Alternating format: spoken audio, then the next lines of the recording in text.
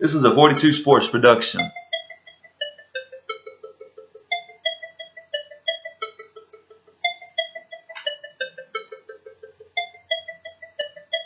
All right, folks, we've hit the midway point. Week 5 is coming past. Can you believe it already? Man, football is so fun, but it goes by so fast. But we got a 42 Sports Insider. It's going to break all the action down for you. 4A, 3A, 2A. You want to know about it? Clayton Cothron is the man. He's going to break it down for you. You got questions? He's got answers. He's coming right up for the first edition of the Clayton Cothron 42 Sports Insider Week 5 breakdown. Midway breakdown. The mid-season breakdown show is coming up with Clayton Cothron.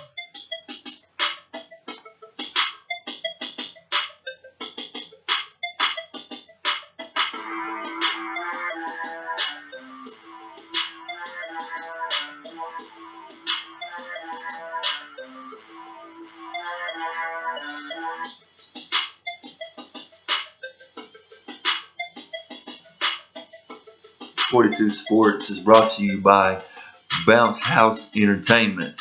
Folks, it's not a party until Bounce House Entertainment shows up. Your kid's got a birthday coming up, or just a party, you just want us to throw a surprise party for your kid with a big bounce house? There ain't no better way to do it.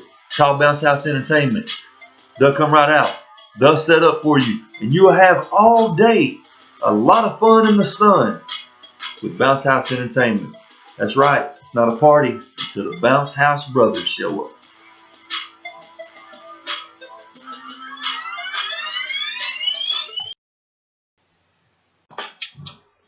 All right, folks, we're on with Clayton Cothron. He's going to be our insider for 42 Sports. He does all of our rankings for us and knows pretty much just about all these teams that we're going to speak about here tonight. Clayton, how you doing tonight? I'm doing all right. Oh, yes, sir. Let's dive right in here, man. Let's start out with the 4A and we'll work our way down.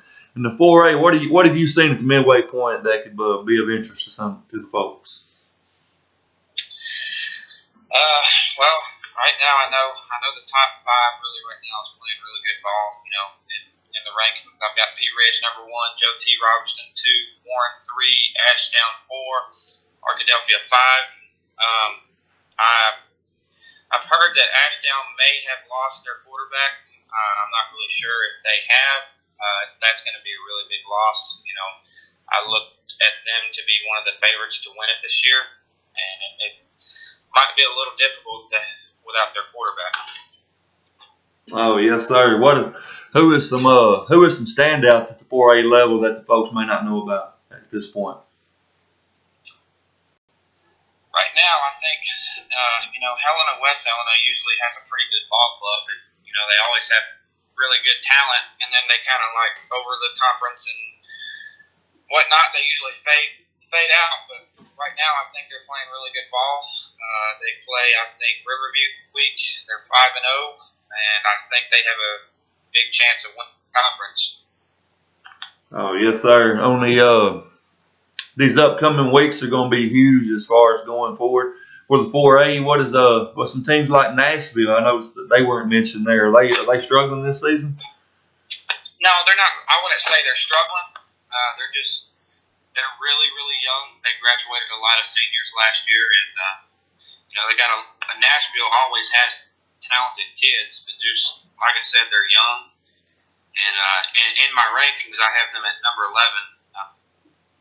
But I think over the season and going towards the playoffs, these younger kids will get a lot more game time experience, and they could pull it off. But right now, they're really young, so we'll just have to see how that goes. Oh yes, sir. Like towards playoffs, they'll come around and do what Nashville does, won't they? I think another team that's worth mentioning is Southside Batesville. I have them at number 14, and I think, in my opinion, I think that they could possibly go maybe 10-0, and Wow. I believe that will be their first conference championship. I'd have to verify that, but I think it would be their first conference championship for the program. Wow, that's impressive, man. What are you in the 3-4A? What are you seeing there? Is Truman have they been a product of a weak schedule, or are they legit? It's really hard to say, but I think they're a really good ball club. I think I'd have to look real quick, but I think they played Gosnell this week. Let me double check real fast. Okay. We're visiting with Clayton Cothron, 42 Sports Insider here tonight, folks. You'll want to listen and gather up this information. Clayton does a great job of covering all these teams. Yeah, they do play Gosnell this week, and I honestly think that this is for the conference. Whoever wins this game, I think will Wow, that's win the. and Arkadelphia, Clayton, are they legit, or is this what's going on down there, Arkadelphia? Yeah, I think they're a really good team. Right now I have them ranked just below Ashdown, but I think with Ashdown losing their quarterback, I think Arkadelphia might pull that conference off. Wow. They're playing really good ball. Wow, that's exciting. There's a lot of exciting ball being played at the 4A level. Let's drop down to the 3A level. Your normal suspects, Charleston, or excuse me, I'm going to start it with Prescott. They won last year. Prescott, Charleston. But you have some teams in your top 10 that's not normally traditionally in the top 10, like Clinton. Let's speak on Clinton. It's really hard to talk about Clinton. I mean, I think that conference is theirs to begin with, because right now their conference is really down this year. But I think they're playing really good. But it's really hard to tell, because they've won who's on their schedule and who's been ahead of them. So okay. I really think they're a good ball club, though. Okay, so they could make some noise come playoff time. Yeah. Okay. What do we know about the bottom? Let's see some teams that maybe didn't make the rankings. What's some teams on the outside of Clayton's list looking in that's right there on the very verge of getting in the top 10, 15?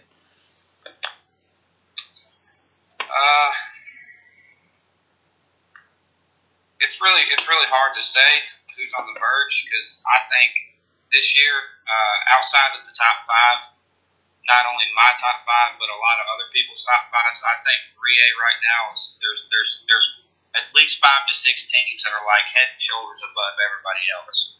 Right. Wow.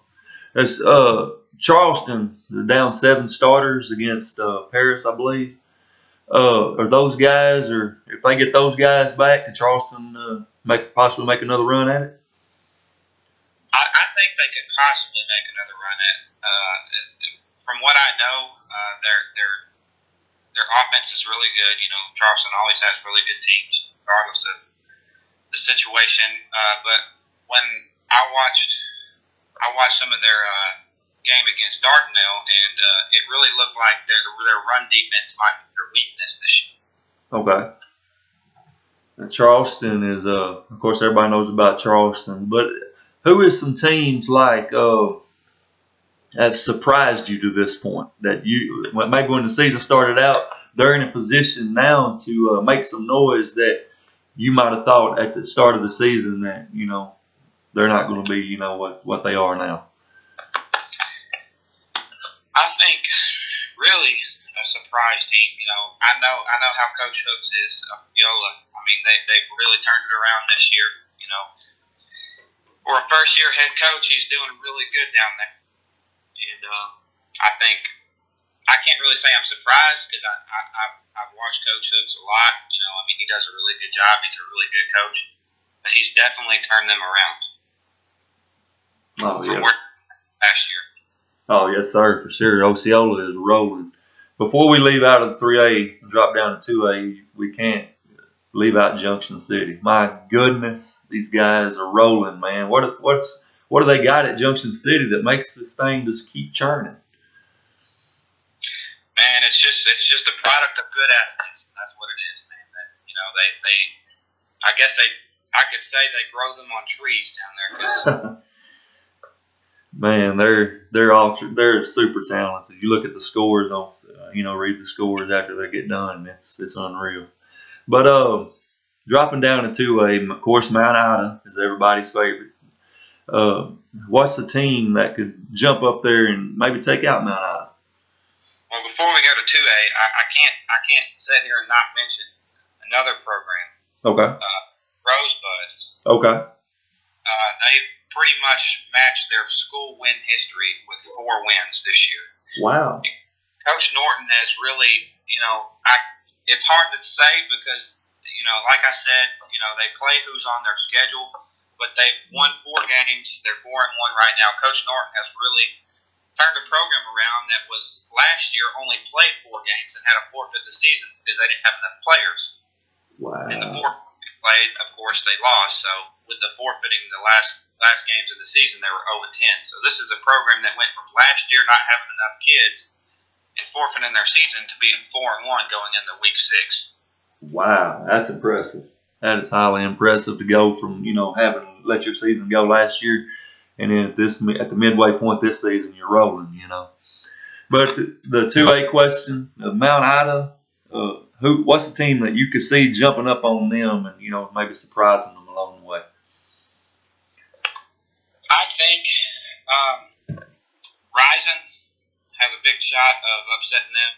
If they do meet in the playoffs, they'll have to meet in the semifinals. It won't be in the championship game, but that seems to me a team that could possibly upset Mount Ida and knock them off.